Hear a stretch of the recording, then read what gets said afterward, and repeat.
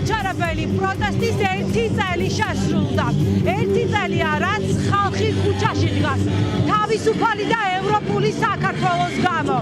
365 დღეა პროტესტი არ შემწყდა რა დედაქალაქში და არა მხოლოდ დედაქალაქში. ეს ადამიანები დახდებიან, რომ თუ საჭირო გახდება კიდევ 365 დღე იდგებიან ქუჩაში იმისთვის, რომ ქვეყანა ევროპულ გზაზე დაბრუნონ. იდგებიან იქამდე, ვიდრე საბოლოოდ გამარჯვებას არ გაიფორმებენ. დღევანდელი დღემ თავდაყირა დააყენა ქართული ოცნების პროპაგანდა, რომ თითქოს პროტესტი ჩაცხრა, რომ თითქოს ხალხი გაბრაზებული აღარ არის, თითქოს არავინ გადის ქუჩაში, მხოლოდ რამდენიმე ადამიანი. ჯერ კიდევ ირაკლი კობახიძე ანონსებდა, რომ 20-იანვრამდე იდგებოდნენ მხოლოდ აქციის მონაწილეები, თუმცა 365 დღეა ეს ადამიანები განან ქუჩაში და პროტესტი და ბრაზი არათუ იკლებს ჩვენს ქვეყანაში მეტის ყოველდღიურად ახალ ეტაპზე გადადის და ეს პრინციპში ქართული ოცნების დამსახურებაც არის, რადგან რეჟიმად გამოცხადებული ხელისუფლება რეპრესიულ კანონებს იღებს. ჩვენ ვახსოვს დარბევები აი ამ ქუჩებზე, სადაც ახლა ჩვენ მოძრაობთ. თბილისის სახელმწიფო უნივერსიტეტიდან დაიწყო მსვლელობა, აქციის მონაწილეები აი ამ წუთებში მელიქიშვილის გამზირზე იმყოფებიან, იმ გამზირზე, სადაც ერთ-ერთი პირველი სინდისის პატიმარი მათე დევიძე დააკავეს. შესაბამისად, აქ ხალხს ყველა ძალიან კარგად ახსოვს, რა გამოიარეს ერთი წლის განმავლობაში. გიორგი თავართხილაძე არის ახლა ჩვენთან ერთად და მას დაუსვამთ პირველ რიგში კითხვას. გიორგი, კითხავთ ახლოს მოვალ თქვენთან, რომ გადაგებინოთ. მაინტერესებს ერთი წლის წინ სად იყავით კობახიძემ განცხადება როცა გააკეთა და რა გახსოვთ ამ დრიდან, ამ ერთ წელს როგორ შეაფასეთ? სხვათაშორის ვიყავი სახლში და ცოტა ხანში აღარ ვიყავი სახლში. ვიყავი ცოტა ხანში იქ, სადაც ვარ ეხლა და სადაც გავატარე მთელი ერთი წელი. სადაც ერთად გავატარე მთელი ერთი წელი და დავიღალეთ, მაგრამ ადამიანები იღლებიან, მერე ისვენებენ, მერე ისევ იღლებიან, ეს არის ციკლი, მუდმივი. და ეს სიმღერა ეხლა რაც გადის, არ ვიცი მაყურებელს ესმის თუ არა. სამშობლოს დღეა დღეს და სამშობლოს გამედგება. და მე სამშობლოს დილა მოვა, მე ის შუა დღე, მე საღამო, მოკლედ სამშობლოს დრო არის სულ. სამშობლო ვისაც არ აქვს, ის ამას ვერ იგრძნობს. და იმის ადგილი აქ არ არის. ჩვენი ადგილი არის აქ, ჩვენი ადგილი არის საქართველოში, იმიტომ რომ ჩვენ ვართ საქართველო და ჩვენი ეს ქვეყანა. ჯერად გამარჯვების. არათუ ჯერა ვიცი რომ გამარჯვება დადგება. აი ნახეთ, ახედეთ, რა ვიცი. კობახიძეს ვეთყოდი რომ კიდე დაგთვალოს, იმიტომ რომ 50 წიკით ვერ ითვლის ხოლმე. ალბათ ძველი რუსული ჩოთქებს რო ეძახდნენ, დომინოს რო თამაშობენ, ალბათ მაგით ითვლის. იქ რაღაც ლიმიტია იმას აღარ ცდება და კარგად დაგთვალოს რა, უფრო თანამედროვე მეთოდებით რა. და გაიაზრებს და მიხვდება რომ გამარჯვება ჩვენია, რუსეთის არ იქნება. მადლობა, გიორგი თავართხილაძეს უსმენთ პირდაპირ ეთერში. ქეთუნა ქერაშვილი არის ახლა ჩვენთან ერთად.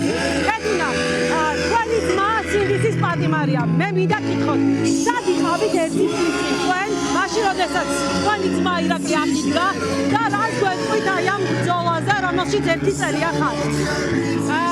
შარშან ამ დროს გააკეთა დაახლოებით ირაკლი კობახიძე. 6 საათი იყო ზუსტად. ახლა გინდოდა რომ მენახავთ რომ ჩვენ უკვე რუსთაველის გამზირზე ვიყავით, იმიტომ რომ მახსოვს ირაკლიმ დამირეკა რომ ქეთუ უყურეო და მე გიკითხო და წავედით და გამოვედით ყველა და ერთი წელი გავიდა მეგობრებო ამ არ ვიცი ისტორიული ნაბიჯიდან უკან და დღეს ნათელი მაგალითია ეს საზოგადოება რომ ჩვენ ვიმსახურებთ ყველანაირად 10 ნაბიჯით წინ ამ ქვეყნის აწევას და 10 ნაბიჯით უკან. ასე რომ ეს საზოგადოება აუცილებლად მიიღოს დაწყებულ ბრძოლას ბოლომდე და ჩვენ ბიჭებს მოვიკითხავ და ვეთქვი რომ თქვენთვის ვიბრძოლებთ ბოლომდე, თქვენთვის და იმ საქართველოსთვის, რომლისთვისაც იბრძვით დღეს და დათმეთ თქვენი თავისუფლება. მადლობა, ქეთუნა ქერაშვილი. აუცილებლად უნდა აღნიშნოთ ის ფაქტი, რომ ქართული ოცნებისთვისაც არ იყო მარტივი წელი, რადგან ამ 365 წლის განმავლობაში, რაც არ უნდა ქართული ოცნების წევრებს ეთქვათ, რომ თითქოს პროტესტი მათ არ აწუხებდა, ფაქტი არის ის, რომ აი ამ პროტესტის დამსახურებით ქართული ოცნება სრულ იზოლაციაში იყო ერთი წლის განმავლობაში მოქცეული. ელენეს მინდა ახლა პირდაპირ ეთერში დაუსვა კითხვები, ეს ის ერთ-ერთი სამოქალაქო აქტივისტი ვიყოთ ყოველდღიურად აქციაზეა. ელენე, მე ძალიან კარგად ხედავ და დარწმუნებული ვარ, მაყურებელი გრძნობს დაგუხტია აქ, მაგრამ უთხარი და აუღუწერეთ სინდისის პატიმრებს, რომლებიც ალბათ ტელეეკრანიდან ადევნებენ თვალს ამ ყველაფერს. რა მუხტის გრძნობა? მოგითხრა პირველ რიგში ყველა მათგანს, ვისაც ძალიან უნდა ჩვენთან ყოფნა და ჩვენთან არ არის. ეს რაც აქ ხდება დღეს არის ძალიან დიდი წილი ამის თქვენი დამსახურებაა და თქვენ შთაგვაგონეთ ბრძოლის ასეთი ხარისხი. ერთი წლის წინ 2020 წლის 28 ნოემბერი იყო ერთ-ერთი ყველაზე სამართლიანი დღე საქართველოს ისტორიაში და აი ამ ხალხმა შეძლო ის, რომ მას შეუცვალა მნიშვნელობა და ის გადააქცია შეუჩერებელი წინააღმდეგობის ერთი წლის თავად. ამ ბრძოლას მე არ ვიცი რა გააჩერებს, იმდენი გვაქვს ჩადებული, იმხელა რესურსი აქვს, იმდენ ადამიანს ჩადებული ამ ბრძოლაში, რომ წარმოუდგენელია, რომ გამარჯვებამდე ბრძოლა გაჩერდეს. ძალიან დიდი მადლობა ყველა ადამიანთვის ამ ერთი წლის განმავლობაში, ვინც შეძლო ისე იყო ჩართული ამ ბრძოლაში. თქვენი დამსახურება ეს დღე. მადლობა, ძალიან დიდი მადლობა ელენეს.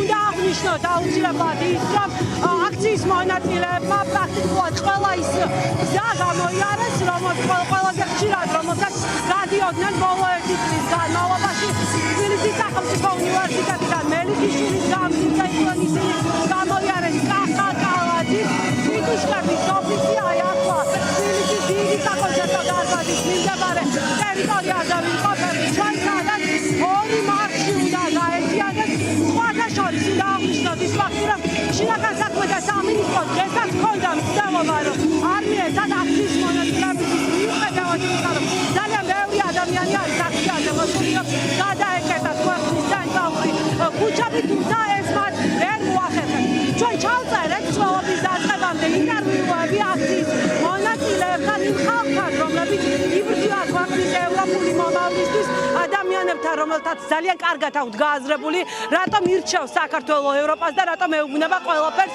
რუსულს არას ჩვენ შეგვიძლია ახლა ეს ინტერვიუები მოვისმინოთ პირდაპირ ეთერში თქვენს რომ ეს ქვეყანა მათია და არავის არ დაუთმობენ მე მათი იმედი მაქვს ერთ-ერთი პირველი ინტერვიუს დროს თქვი რომ მე მეთქი პოლიციის იმედი მაქვს საბჭოთა პერიოდში მილიცია არც ერთხელ არ წავიდა ქართველების წინააღმდეგ გადაარჩენეს წინა 56 წელს 59 წელსაც მილიცია იყო ქართველებთან ეს რას ხედავთ აი დღეს საშინელება ხდება არ ვიცი საიდან მოზიდეს ეს შემეშალა რომ თქვი რომ პოლიციის იმედი მაქვს ჩვენ ყოველთვის როცა გვიჭირს უნდა შევხედოთ ხოლმე იქით ამ მხრიდან მათ როგორ უჭირთ მათთვის ნამდვილად არ არის ადვილი აი ამ ხელა წნეხის გაძლება და როგორც თვითონ იძახიან 50 აკაცუკი რომ ვერ დაშალეს ერთი წლის განმავლობაში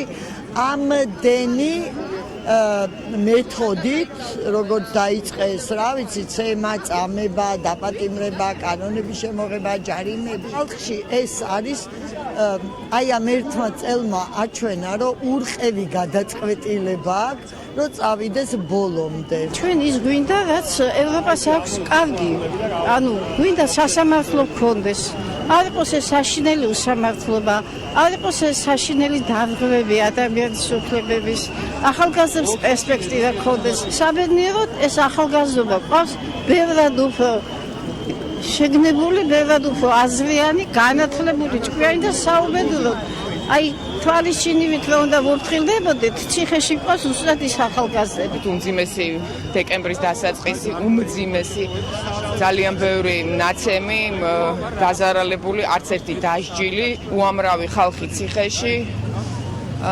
მაგრამ ჩვენ მაინც გარეთ ვართ და ვაგრძელებთ ბრძოლას. ბრძოლა გამარჯვებამდე გაგრძელდება. აუცილებლად. სხვანაირად არ შეიძლება.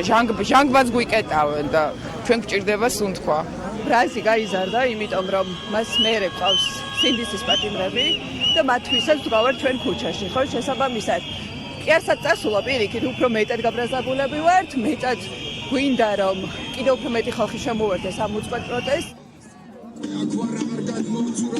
შეუჩერებელი გაუტეხენი პროტესტის მონაწილეები ახლა რამდენიმე წუთით ელოდებიან მეორე მარშის მონაწილეებს ეს მარშები უნდა გაერთიანდეს და ისინი სწორედ გაემართებიან ქვეყნის ცენტრალური გამზირისგან, იმ ადგილისგან, სადაც ერთი წლის წინ დაიწყო ყველაფერი ირაკლი კობახიძის ერთი განცხადების შემდეგ, როდესაც კობახიძე თქვა, რომ საქართველო აჩერებს ევროპასთან ინტეგრაციის პროცესს. ბატონო, თქვენ მინდა რომ ახლა პირველ რიგში გითხოთ, ერთი წლის თავზე რაზი თქვენთვის გაიზარდა, თუ რას გვეტყვით აი ამ ერთიან ბრძოლასთან დაკავშირებით?